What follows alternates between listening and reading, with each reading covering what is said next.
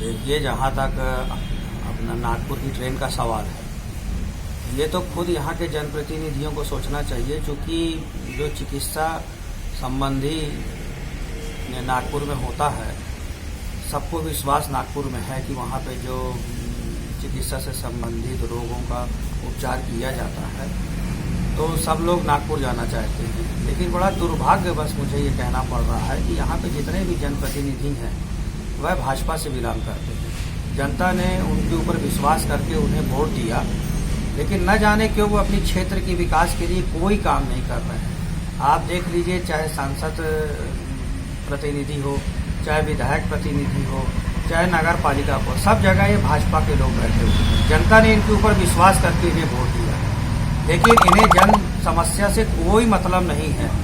जहाँ तक नागपुर की रेल का सवाल है, वो तो कई बार धरना किया गया, प्रदर्शन किया गया, मांग की गई, लिखित में दिया गया। क्या इनके भाजपा नेताओं के यहाँ लोग बीमार नहीं होते हैं क्या इनको नहीं पता है क्या कि हम अपने क्षेत्र को किस तरीके से विकास की ओर ले जाएं? यहाँ की जो भी समस्याएं, मूलभूत समस्याएं हैं, तो ये बस वोट लेके अपने आप को चमकाने में लगे रहते हैं। मैं तो पुरजोर मांग करता हूं कि बहुत जल्द से जल्द नागपुर ट्रेन चलाई जाए, ताकि इस क्षेत्र के लोगों को मेडिकल से संबंधित सुविधाएं मिल सकें। और बहुत ही हमें इस बात का दुख है कि अभी तक इस ट्रेन को क्यों नहीं चलाया जा रहा। शहडोल जिले से नागपुर के लिए हम लोगों ने जब दलवीर सिंह थे तब भी मांग किए थे, और ये मांग चली आ रही है। और हमारे सांसद महोदय और हमारे जिला संगठन इसके लिए तत्पर प्रयास है। रेलवे मंत्री से बात भी हो रखी है, और बहुत जल्द ही अपने शहडोल जिले से पेंड्रा होते हुए, बिलासपुर होते हुए एक नागपुर ट्रेन मिलने की बहुत बड़ी आशा हम लोगों की और उम्मीद लगी हुई है। माननीय सांसद महोदय हिमाद्री सिंह जी के और संगठन के माध्यम से, और हमारे विधायक जी भी लगी हुई है। हम सभी लोग इस प्रयास में है कि हमारे यहाँ मेडिकल की सुविधा जो है आसपास नहीं है, इसलिए नागपुर ट्रेन दी जाए, और उसके लिए हमारे संगठन और हमारे सांसद और विधायक महोदय प्रयासरत हैं। नहीं, ये ट्रेन बहुत जरूरी है, हम लोग के लिए बहुत फायदेमंद ट्रेन है। ये कटनी होते हुए, शहडोल होते हुए, बिलासपुर होते हुए नागपुर के लिए ट्रेन चलनी चाहिए, अति आवश्यक है। क्योंकि बहुत से पेशेंट नागपुर के लिए डायरेक्ट बाय रोड जाते हैं, उनको परेशानी का सामना करना पड़ता है, रास्ते में बहुत लोग ही निपट जाते हैं, इसलिए ट्रेन से सुविधा रहेगी।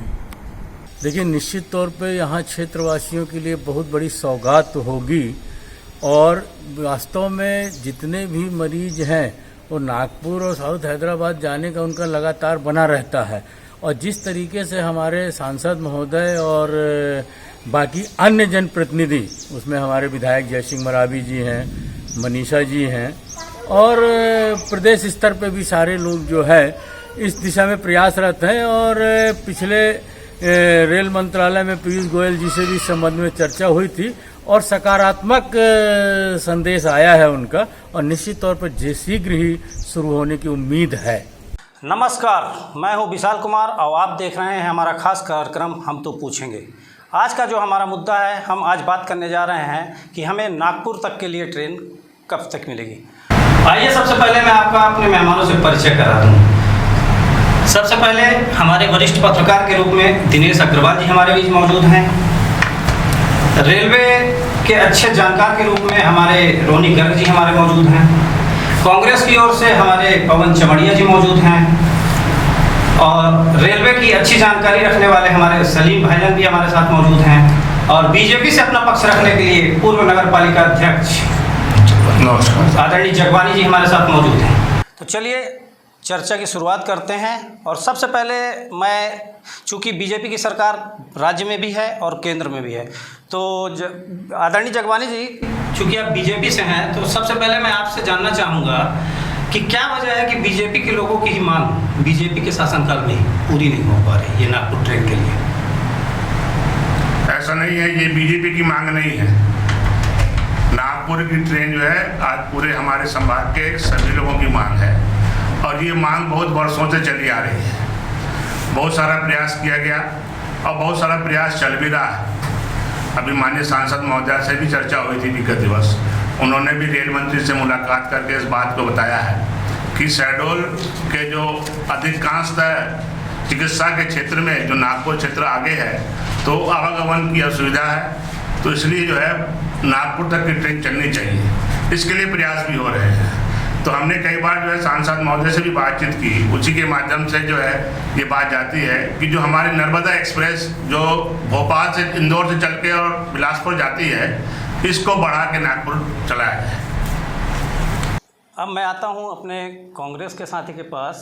कांग्रेस से हमारे साथ आदरणीय चमड़िया जी मौजूद हैं। सर, 2014 के पहले तो आपकी भी सरकार थी लगातार केंद्र में, तब क्यों ये प्रयास नहीं किया गया कि नागपुर की ट्रेन शहडोल के लिए, शहडोल, कटनी, उमरिया, अनूपपुर होते हुए चलाई जाए?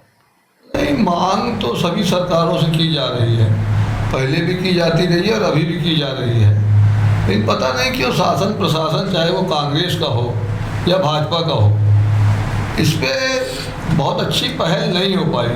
और मैं तो ये कहना चाहूँगा, पहले जीएम ऑफिस कलकत्ता में था तो इधर बहुत ध्यान नहीं दिया जा रहा, लेकिन जब से जीएम ऑफिस बिलासपुर में हुआ है रेलवे का, तो मैं समझता हूँ इस मांग को उन्हें, कोई भी पार्टी की भले सरकार हो, उन्हें पूरी करनी चाहिए और नहीं हुई है। और वर्तमान में जो हमारे जगवानी जी ने कहा कि जो हमारी नर्मदा ट्रेन है बिलासपुर में दोपहर को 1 बजे पहुँच जाती है और दूसरे दिन वो यहाँ से 12 बजे छूटती है, लगभग 22 घंटे वो बिलासपुर में लगातार खड़ी रहती है, तो उसको बड़े आराम से दवाई तक बढ़ाया जा सकता है। बहुत ज़्यादा तकलीफ होती है नागपुर मरीजों को ले जाने के लिए हमें, और बिलासपुर में हमारी ट्रेन 5 नंबर 6 नंबर प्लेटफार्म में आती है। नागपुर के लिए ट्रेन के लिए हमको 7 नंबर 8 नंबर 9 नंबर प्लेटफार्म में जाना पड़ता है। तो मरीजों के भी, वृद्धों को, महिलाओं को, बच्चों को बहुत ज़्यादा तकलीफ होती है। तो मैं तो पुरजोर रूप से शासन प्रशासन, चाहे जिसकी भी सरकार का हो, मैं ये मांग करूँगा कि जल्द से जल्द हमारे कटनी से बिलासपुर एरिया के बीच में नागपुर तक ट्रेन सीधी जाने के लिए चलाई जाए और उससे हमारे पूरे संभाग के लोगों को फ़ायदा होगा। इस परिप्रेक्ष्य में अभी वर्तमान समय में 2-3 महीने की जो स्थितियां हैं, हमारे सांसद महोदय ने भी माननीय रेल मंत्री को पत्र दिया है, माननीय संसद रेणुका सिंह जी ने भी माननीय मंत्री महोदय को पत्र दिया है, माननीय फग्गन सिंह कुलस्ते जी ने भी माननीय मंत्री महोदय को पत्र दिया है और ये लिखा है, पुरजोर रूप से लिखा है कि इस ट्रेन को जो यहाँ 22 घंटा खड़ी रहती है, इसको नागपुर तक बढ़ाया जाए। और मैं समझता हूँ कि हमारे जीएम जो हैं बिलासपुर में हैं, और उन्हीं के अधिकार क्षेत्र में मांग होनी चाहिए और इसको इतवाई तक वो आराम से बढ़ा सकते हैं क्योंकि उनके अधिकार के अंदर है। लेकिन जब भी उनसे कोई बात की जाती है या डीएम से बात की जाती है तो उनका ये जवाब रहता है कि ये जो भी होगा दिल्ली से होगा, हम कुछ नहीं कर सकते हैं। तो मैं दिल्ली सरकार में जो भी हैं, जो भी मंत्री हैं, मैं चाहूँगा कि ये इस पूरी क्षेत्र की जनता के खुशहाली के लिए और रेलवे के आमदनी की तरक्की के लिए मैं तो ये कहूँगा इस ट्रेन को जो नागपुर चलाएँ, चाहे इस ट्रेन को चलाएँ, नहीं चला पाते हैं तो हमें दूसरी ट्रेन दें, रीवा होकर के नागपुर दें, चाहे बिलासपुर अंबिकापुर होकर दें या कहीं से भी दें, उस पूरे क्षेत्र के लोगों के नागपुर के लिए ट्रेन चिकित्सा के लिए भी और अन्य कार्य के लिए भी निश्चित रूप से और जल्दी दें। हमारे साथ वरिष्ठ पत्रकार के रूप में दिनेश अग्रवाल जी भी मौजूद हैं। दिनेश भैया, ये बताइए कि अपन बात बात में नागपुर जाने की बात कर रहे हैं, जबकि शहडोल में तो अपने मेडिकल कॉलेज भी है, इंजीनियरिंग कॉलेज भी है, कृषि विश्वविद्यालय की भी बात चल रही है। बहुत जल्द अगर सब कुछ ठीक रहा तो उसका भी इम्प्लीमेंटेशन हो जाएगा शहडोल में। तो फिर ये नागपुर को अपन जो मेडिकल सुविधाएं नागपुर में मिल रही हैं, तो उन मेडिकल सुविधाओं का इम्प्लीमेंटेशन अपन शहडोल में नहीं कर सकते क्या? देखिए, 2 बातें हैं। ये स्वास्थ्य सेवाओं से जुड़ा मामला है और बड़ा संवेदनशील मामला है। जब आदमी बीमार पड़ता है तो अच्छे इलाज के लिए वो भटकता है, परेशान होता है। यहाँ से जबलपुर जाना, जबलपुर में देखा कि लूट खसोट होती है, ज़्यादा खर्च होता है, उसके बाद भी आदमी नहीं बच पाता, तो उसने अपना रुख नागपुर की तरफ किया। और वहाँ के बारे में जो पता चला कि पैसा भी कम लगता है, अच्छा इलाज मिलता है, तो एक लोगों के दिल दिमाग में छा गया नागपुर। नागपुर गए, सब ठीक हो गया। तो नागपुर आने जाने के लिए डायरेक्ट कोई साधन न होने से सबकी नज़रें लगी हुई हैं कि अच्छी एक ट्रेन ऐसी मिल जाए कि नागपुर आना जाना सुलभ हो जाए। अब जैसा कि अभी हमारे मित्र भारतीय जनता पार्टी के प्रकाश जी हैं और आदरणीय पवन चमाड़िया जी हैं, आपने बतलाया कि कई लेटर लिखे गए, विभिन्न सरकारों से निवेदन किया गया, आग्रह किया गया। मैं तो मर्यादा पुरुषोत्तम भगवान राम को आदर्श मानता हूँ, जहाँ लिखा गया है कि भय बिनु होए न प्रीति। अब जब हमने इतने पत्र लिख लिए, इतना अनुनय विनय कर लिया, इतना सांसदों का चरण चुम्बन कर लिया, तो अब तो सीधा आता है कि भारत के अंदर सबसे ज़्यादा राजस्व देने वाला ये शहडोल जिले का कोल बेल्ट आज ये दुर्दिन देख रहा है कि हर शख्स अपनी जान की बाजी लगा करके सिर्फ आवेदन देने के लिए लगा हुआ है कि आप हमारे यहाँ रेल चलाइए। कोरोना के कार्यकाल में जहाँ लोगों की भूख बंद हो गई, जहाँ लोगों की जान बंद हो गई, जहाँ लोगों को दाने दाने के लिए मोहताज होना पड़ा, इस ट्रैक पर कोई मालगाड़ी नहीं रुकी, कोयला परिवहन निरंतर जारी रहा। हमारे यहाँ से उत्खनन हो रहा है, माइनिंग का भरपूर कोयला निकल के बाहर जा रहा है, और ये रेलवे हमको दे क्या रही है? नर्मदा एक्सप्रेस का S4 नंबर का कोच, वहाँ का लेट बाथ देख लें, ऐसा लगता है जैसे नर्क है। बाप दादाओं के ज़माने से S3 S4 कोच नहीं बदले जा रहे और हमारे यहाँ से कोयला निकाला जा रहा है। मैं तो इस जनता से आह्वान करता हूँ कि आप अपने क्षेत्र के विकास के लिए, आप अपनी सुविधाओं को बढ़ाने के लिए एक दिन कमर कस के खड़े तो हो जाइए, रेलवे ट्रैक को जाम तो कर दीजिए। मैं कह रहा हूँ तीसरा दिन न लगेगा, ARM DRM पानी का गिलास लेके आपके पास आएंगे। राजस्व के मामले में अभी जैसे हमारे दिनेश जी ने बताया, तो इस बात को लेकर मैं सलीम जी के पास जाना चाहूँगा कि राजस्व के मामले में अभी बुढ़ार को स्पेशल अवार्ड भी मिला था। बिलासपुर CMD कार्यालय में बाकायदा बुढ़ार के स्टाफ को बुला के सम्मानित किया गया। तो सलीम जी आप ये बताइए कि आखिर इस नागपुर की डायरेक्ट ट्रेन को चलाने में हमें दिक्कत कहाँ पर आ रही है? आपने राजस्व की बात की। मैं ZRCC में आज 8 साल से मेंबर हूँ और हर साल की लास्ट बैठक में बिलासपुर जोन राजस्व के मामले में फर्स्ट नंबर या सेकंड नंबर पे ही रहता है और बाकायदा वो हमें गाइडलाइन भी देते हैं और बुक में उसको डिटेल देते हैं। तो राजस्व तो और टोटल राजस्व कोयले से है, ये पूरे बेल्ट में है। गाड़ी न चलाने का मकसद, गाड़ी न नागपुर तक ले जाने का मकसद क्या है? या तो रेलवे हम पब्लिक की इस तरफ की सुनना नहीं चाहती, क्योंकि दो भी बात करते हैं। एक भी बात ये कह देंगे जी हम साहब कि वो सेंट्रल रेलवे की गाड़ी है, अगर यहाँ की गाड़ी है तो सेंट्रल रेलवे नहीं लेना चाहता। ये 2-3 भी बात बताकर इस बात को ख़त्म करना चाहते हैं। जबकि मैं ये चाहूँगा कि शहडोल, उमरिया, अनूपपुर, शहडोल संभाग पूरा हमारा बेल्ट राजस्व के मामले में रेलवे को बहुत पैसा देता है और हम लोगों की सुविधाओं के लिए नागपुर तक गाड़ी चलाई जा सकती है। रेलवे के पास एक नहीं 3 ऑप्शन है। एक ऑप्शन अगर रेलवे विभाग कोशिश करे तो गोंदिया को इतवारी तक बढ़ाया जा सकता है। दूसरा ऑप्शन, जिस तरीके से हमारे जगवानी साहब, चमड़िया साहब और भैया ने बोला है कि नर्मदा बिलासपुर में टोटल 18 घंटे के ऊपर खड़ी रहती है, उस रैक को भी ले जाकर वापस लाया जा सकता है। या जैसे भी मंत्री जी का ऑर्डर हो, दिल्ली से कोई नई गाड़ी चला सकते हैं। ये GM के पास ऑप्शन है, दिल्ली से कोई नई गाड़ी चला सकते हैं। दिनेश भैया एक बार मैं फिर आपके पास आऊँगा। जी मुझे ऐसा लगता है, जहाँ तक मेरा अपना पर्सनल ओपिनियन है, कि स्वर्गीय दलवीर सिंह जी के बाद हमें कोई ऐसा जनप्रतिनिधि नहीं मिल रहा है या नहीं मिला है जो हमारी आवाज़, हमारी आपकी आवाज़ को बुलंदी से दिल्ली में उठा सके। चलिए, ये बात आपने एक विशेष कमजोरी की तरफ ध्यान दिलाने के लिए रखी है। मानता हूँ मैं, नेतृत्व को दोष देने के पहले हम तो अपने आप को दोष देंगे। हमारे यहाँ की जनता इतनी खामोश है, इतनी सहनशील है, इतनी धैर्यवान है कि उसने वोट देने के बाद ये समझ लिया कि सारा दायित्व अब उन जनप्रतिनिधियों का है। काश ये जनता अगर उनके पीछे लग जाए, उनके घर का घेराव करे और उनको बाध्य कर दे कि इस क्षेत्र में आप तब आइएगा जब आप ट्रेन चलवा लीजिए, हम आपके साथ खड़े हैं। बोलो कहाँ खड़ा होना है, देखिए आप काम कैसे नहीं होते, दूसरे प्रांतों के काम कैसे हो। आज महाराष्ट्र किस चीज़ में कमज़ोर है तो महाराष्ट्र की आप जनता को देखिए, बिहार किस चीज़ में कमज़ोर है, बिहार के लोगों को देखिए क्या खड़े होते हैं अपने अधिकारों और कर्तव्यों के प्रति। लेकिन हमारे यहाँ पर अधिकांशतः लोग बड़े सुस्त हैं।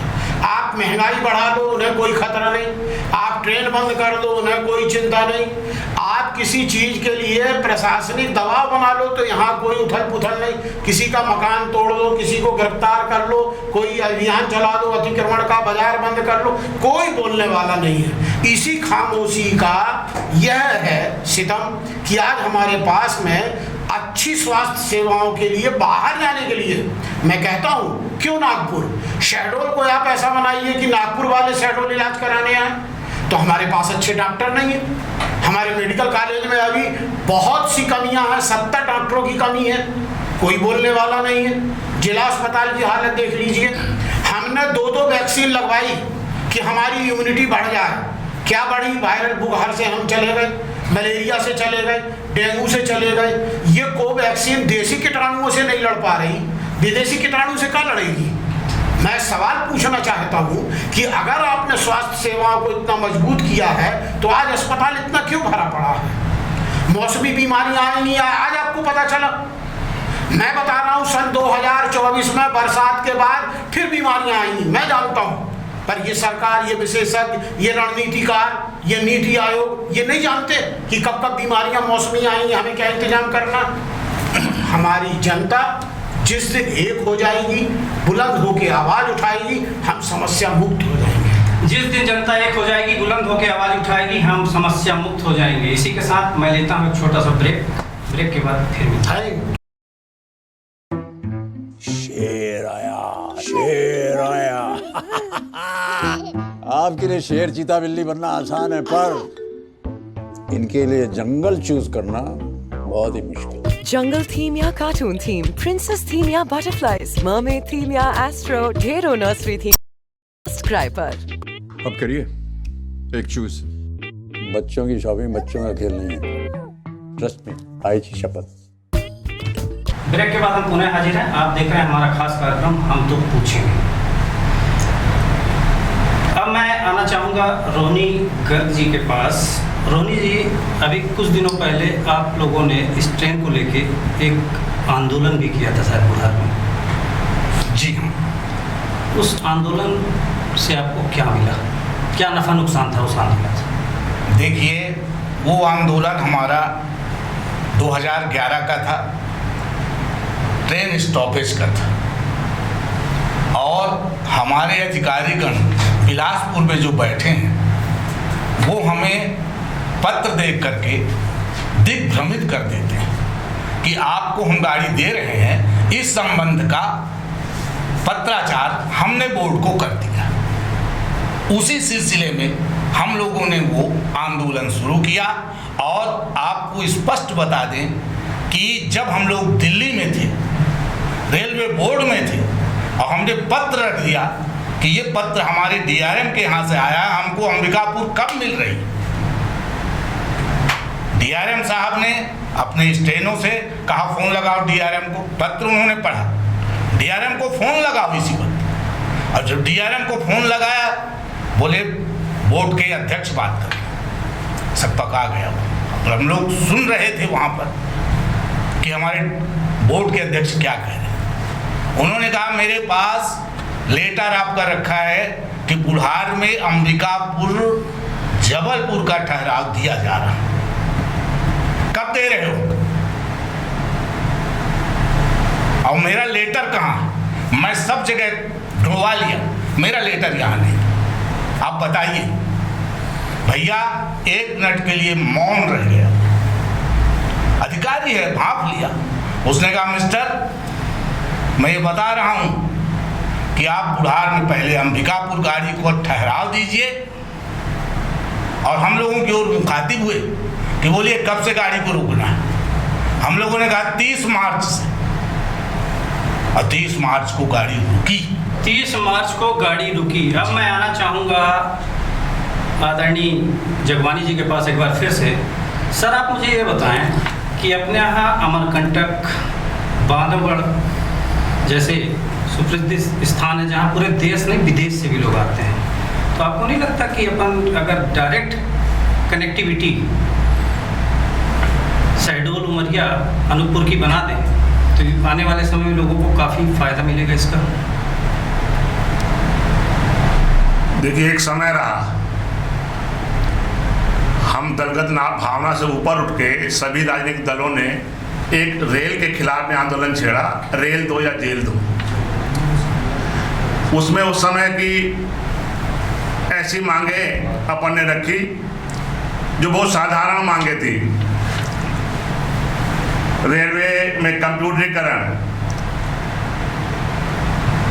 गाड़ियों का आवागमन में जो है समय कम ज़्यादा करना, कई गाड़ियों को अपन जो कलकत्ता के लिए, बम्बई के लिए सीधे डायरेक्ट गाड़ियों के लिए आंदोलन प्रदर्शन सभी लोगों ने मिलकर किया। हम लोग उसमें जेल में भी बंद रहे, बहुत सारे पत्रकार, बहुत सारे राजनेता जो इस क्षेत्र में रुचि रखते थे, इस आंदोलन के माध्यम से भी जो है किया जाता है।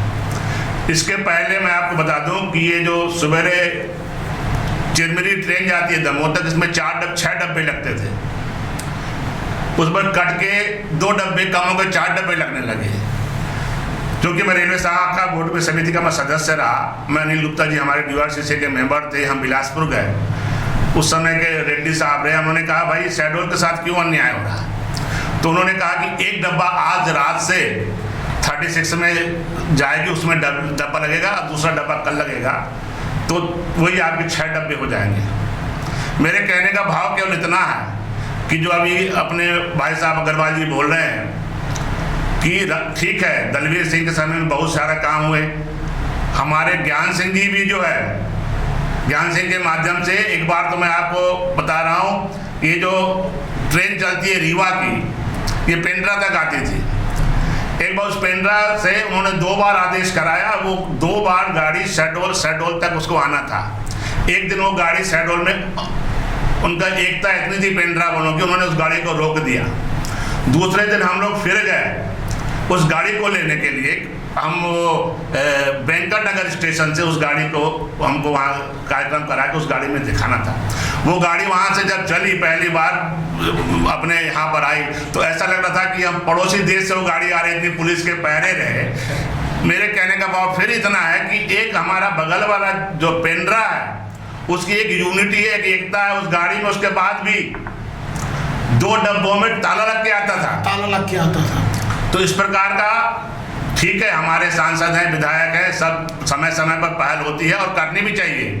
आज भी जो है सांसद हैं, विधायक है, समय समय पर पहल होती है। चमड़िया जी, एक बार फिर मैं आपके पास आना चाहूंगा कि कांग्रेस गाड़ी की मांग को लेकर कोई बड़ा आंदोलन क्यों नहीं करती है?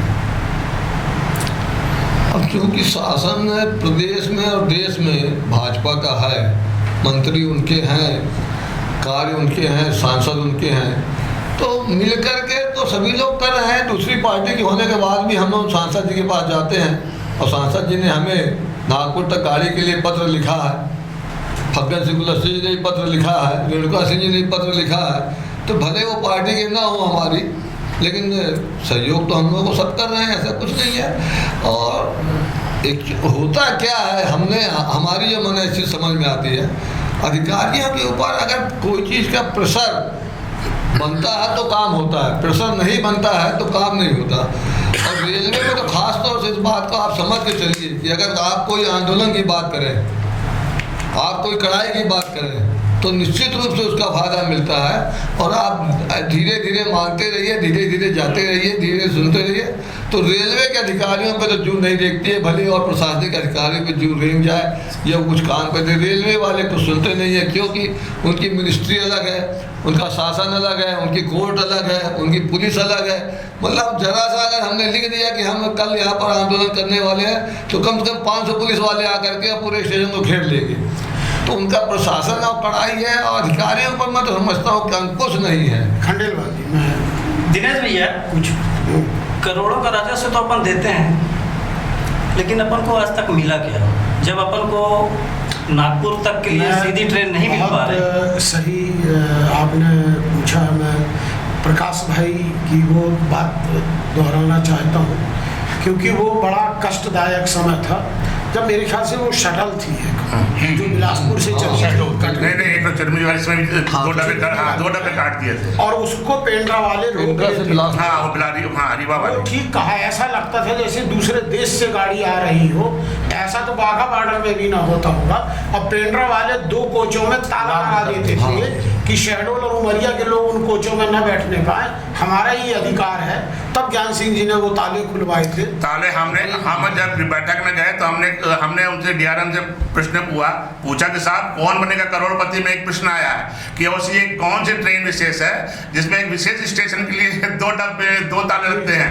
वो मुस्कुराए तो उनसे पूछे बगल से क्या है, तो उन्होंने बताया साहब पेंड्रा से जो है धीरे धीरे वहाँ आक्रोश है पेंड्रा वालों को, धीरे धीरे खुल जाएगा, फिर बाद में वो खुल गया। मेरा ये कहना है कि जब ट्रेन ही नहीं आने दे रहे थे, नहीं आने दे रहे पेंड्रा वाले तो ट्रेन ही नहीं आने दे रहे थे। चमड़िया जी, जब जन आंदोलन हुए हैं इनके रिजल्ट पॉजिटिव आए हैं। चाहे वो अंडर ब्रिज बनाओ, अंडर ब्रिज के लिए भी आंदोलन हुआ था।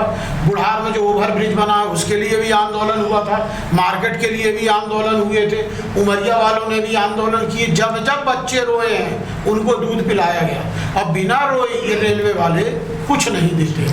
हमारे यहाँ चाहे वो रेलवे की जमीन से लगी हुई एक अंडर ब्रिज तक सड़क हो, आज कितनी दुर्दशा है उसकी। नाला भी खराब पड़ा हुआ है, इनकी कॉलोनी भी खराब पड़ी हुई है। हमारे यहाँ जो माइनिंग का पैसा मिलता है उनसे सड़कों की मरम्मत तक नहीं हो रही है। सड़कें इतनी उखड़ चुकी हैं बुरी तरीके से। वो एमडीआरएफ का फंड पता नहीं कहाँ जा रहा है, किन किन कामों में लग रहा है, किससे पूछ के लग रहा है, कौन सी समिति बनी है, उसकी कोई पारदर्शिता नहीं है कि कितना पैसा खर्च कर चुके। जो रेलवे का उपकर मिलता है उसका पारदर्शिता की तरह सामने रखिए ना, क्योंकि खजाने तो सबकी हैं, तो वो खर्च भी सामने आना चाहिए। तो ऐसी स्थिति में मैं प्रशासन को भी कहूँगा कि उसको भी लेटर लिखना चाहिए जनहित में। डीआरएम कौन होता है? डीआरएम यार, जिस दिन हम लोग खड़े हो जाएंगे, सच कह रहा हूं मैं, डीआरएम अगर यहाँ की पब्लिक को आगे पानी न पिलाए तो मेरा कहना नहीं, लेकिन आज दुर्दिन कितने हैं। रेलवे की अदालत और रेलवे की जेल जबलपुर में है, मुलजिम को पकड़ के वहां भेजा जाता है। क्यों भैया, ऐसा क्यों है? हमारे यहाँ खुद वो कार्यालय क्यों नहीं है? अब तो हम संभागीय मुख्यालय के बन गए ना, तो भी ये कष्ट उठा रहे हैं। तो मैं इस आपके माध्यम से आदरणीय जनता से ये आह्वान करूंगा कि आप जहां खड़े हो जाएंगे जनप्रतिनिधि तुरंत आपके सामने खड़े हो जाएंगे, ये गारंटी है मेरी। लेकिन आप अपने अधिकारों के लिए आवाज बुलंद कीजिए। यहाँ सब सुविधाएं उपलब्ध होंगी। मैं एक बात कहना चाहता हूं इसी संदर्भ में। हम बुढ़ार साइडिंग, हमारा स्पेशल साइडिंग, और वो जबरदस्त राजस्व देता। जब हमने डीआरएम से टेबल टॉक की तो उन्होंने कहा इस राजस्व से गाड़ियों के लेने देने का कोई ताल्लुक नहीं। ये जवाब नंबर 1। दूसरा जवाब सुनिए, अभी 1 हफ्ते पहले आलोक सहाय जी से डीआरएम साहब से बात हुई, कैमरा में उसका क्लिप। उन्होंने कहा कि आपकी मांग 33-34 को नागपुर इतवारी तक बढ़ाने की जो है वो तो ठीक है, लेकिन उसके मेंटेनेंस के लिए ये 22 घंटे उसको चाहिए। मैं एक बात ये जानना चाहता हूं कि अभी इसके पूर्व टाइम टेबल में आप सब बिलासपुर गए, गाड़ी 5:30 बजे पहुंचती थी, गाड़ी 6 बजे पहुंचती थी और सवेरे 9:30 बजे छूटती थी। तब कौन सा मेंटेनेंस? तब मेंटेनेंस कितने घंटे होता था? इस प्रकार का बेवकूफ बनाते हैं हमको। तो मैं तो एक बात आपसे बोल रहा हूं, आपके चैनल के माध्यम से बोल रहा हूं कि मैं दीपावली तक इंतजार कर रहा हूं। मरना तो एक दिन है, गोली मार दोगे उसमें मर जाऊंगा, कोरोना से मर जाऊंगा, लेकिन ये बताए देता हूं आपके चैनल से और संभाग से आह्वान कर रहा हूं कि मैं बुढ़ार साइडिंग से निकलने वाली 4 रैक बुढ़ार से नहीं निकलने दूंगा, नहीं निकलने दूंगा। बहुत बढ़िया। और इसमें आप सबका मुझे सहयोग चाहिए। बिल्कुल, आप सबका मुझे सहयोग चाहिए। इन्हीं बातों के साथ हम लेते हैं एक छोटा सा ब्रेक के बाद फिर मिलते हैं। बहुत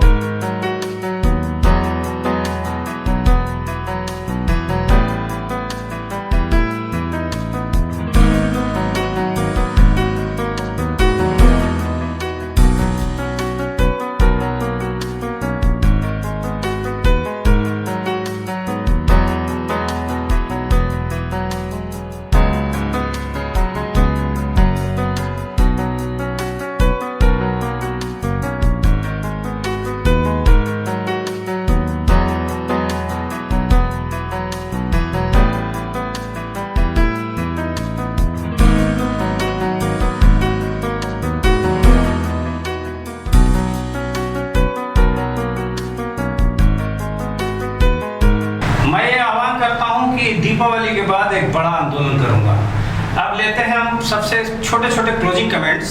सबसे पहले मैं आऊँगा जगवानी जी के पास। सर, विधायक आपके, सांसद आपके, रेल मंत्री आपका, तो आखिर अपन सामूहिक प्रयास ऐसा क्यों नहीं करते कि उनके ऊपर दबाव बनाया जाए और शीघ्र अतिशीघ्र कटनी, उमरिया, शहडोल, अनूपपुर होते हुए वाया बिलासपुर, नागपुर की एक ट्रेन चालू की जाए?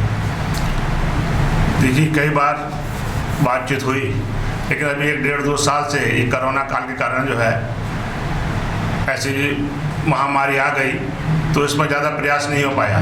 लेकिन उस पर हमारा प्रयास निरंतर जारी है, और जैसा कि सामूहिक रूप से अगर प्रयास होगा, सांसद विधायक ठीक है, लेकिन वहाँ जाके रेल मंत्री से बात करके, बहुत बड़ा काम नहीं है, बहुत बड़ी बात नहीं है, ट्रेन सुविधा आराम से मिल सकती है, लेकिन उसके लिए संकल्प लेना होगा, तब ट्रेनें चालू हो पाएंगी।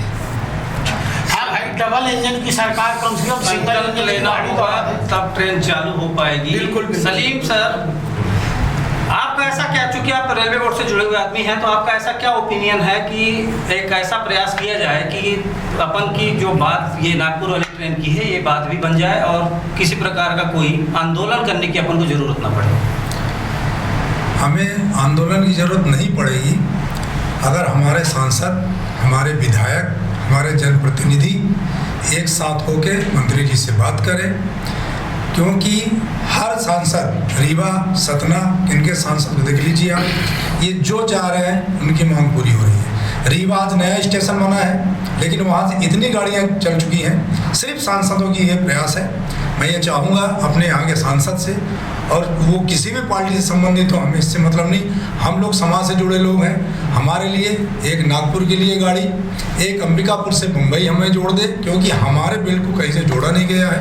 अगर इतना प्रयास कर दे हम लोग के लिए, तो शायद यहाँ की जनता उन्हें पूजनीय मानेगी और उनके साथ रहेगी। चमड़िया जी, आप जगवानी जी की उन बातों से कहाँ तक सहमत है कि वो कह रहे हैं कि हमको अब सामूहिक प्रयास करना होगा?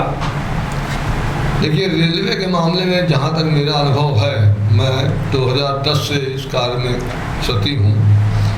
ये बात बराबर है कि दिल्ली जाने से बात तो बनती है निश्चित रूप से, वहाँ जाते हैं तो जो प्रेशर पड़ता है, लेकिन साथ में आपके सांसद विधायक हों, उनका कहना है, मैं कई बार बिलासपुर में बात किया तो उन्होंने कहा आप अपने सांसद और विधायक को ले आइए, जो भी काम आपको करवाना है हम करवा देंगे। बिना उनके आए आप लोगों की मांग को हम सुनने को तैयार नहीं है। और आंदोलन ही रेलवे के लिए रास्ता एक आंदोलन ही है, यदि उसका काम होता दूसरे रास्ते से होता नहीं है। दिनेश भैया, क्लोजिंग कमेंट्स आपसे भी चाहूँगा। क्या आपको ऐसा लगता है कि हमारे सांसद और विधायक साथ होकर बिलासपुर तक आम जनता के साथ जाएंगे? क्यों नहीं जाएंगे? हमारे हैं, लेकिन हम में इतनी ताकत होनी चाहिए कि उनको साथ लेके चलें। और वही बात आती, केवल एक जन आंदोलन ऐसी चीज़ है जिसमें अगर मगर शायद ये संभावनाएं नहीं लगती, सॉलिड रहता। अगर आपने आंदोलन किया, निश्चित सांसद जी आएंगे, विधायक जी आएंगे, क्यों? उनको तो जनता की ज़रूरत है और जनता को उनकी ज़रूरत है, दोनों एक दूसरे के पूरक है। और जिस दिन ये समन्वय बन गया, उस दिन हमारे यहाँ हर सुविधा उपलब्ध होगी। मैंने 31 जनवरी 2021 से पहला पत्र तत्कालीन रेल मंत्री पीयूष गोयल जी, उनके पास, उसकी पावती 2 फरवरी को हम लोगों के पास आई। 3 फरवरी को चिराग पासवान जी ने हमारे लेटर के संदर्भ में पीयूष गोयल को पत्र दिया। उसके बाद हम लोग चुप रहे, समय का इंतजार, रेल मंत्री बदल गए, हमने फिर पत्र लिखा 20 जुलाई को। उसके संदर्भ में हेमाद्री जी ने हमारा सहयोग दिया। और इतना ही नहीं, जैसा कि पवन जी ने बताया, और मेरे पास पूरी लिस्ट है, पूरी फाइल है, जितने सांसदों से संपर्क हो सका अग्रवाल जी, उनमें से प्रीति पाठक, बिलासपुर सांसद साहू जी, गोमती शाह, रेणुका सिंह, अजय प्रताप सिंह, सतना के सांसद गणेश सिंह और जबलपुर के सांसद राकेश सिंह, इन सबसे मेरी वार्ता हुई। सांसदों से और विधायकों से वार्ता हुई। अब हमें ये देखने वाली बात होगी कि अगर सामूहिक प्रयास इसी तरीके से चलता रहा तो वो दिन दूर नहीं कि जब शहडोल, उमरिया, अनूपपुर के वासियों को नागपुर की ट्रेन के रूप में नई सौगात मिलेगी। आज के लिए इतना ही। अगली बहस के साथ फिर हाजिर होंगे, तब तक के लिए नमस्कार।